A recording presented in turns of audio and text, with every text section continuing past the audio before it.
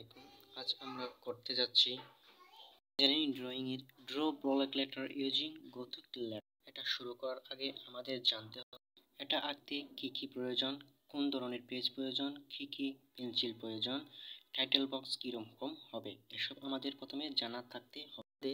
এই চিত্রটি আঁকার জন্য প্রয়োজন হবে A1 পেজ বা A2 পেজ এবং পেন্সিল লাগবে 2B পেন্সিল, 4B পেন্সিল। আমরা 2B পেন্সিল দিয়ে আঁকবো বর্ডার লাইন, 4B পেন্সিল দিয়ে আঁকবো ড্রয়িং এর অংশটুকু। সর্বপ্রথম ড্রয়িংটা আঁকার জন্য আমাদের বর্ডার লাইন ঠিক করতে হবে। দেখুন, এগুলো হচ্ছে বর্ডার লাইন। বর্ডার লাইনের এই পাশের অংশটুকু আমাদের রাখতে হবে A2 বা A1 পেজের জন্য 2.50 সেন্টিমিটার। এই দিক অংশটা রাখতে হবে আমাদের 2 সেন্টিমিটার। ঠিক একইভাবে এই অংশটুকু থাকবে।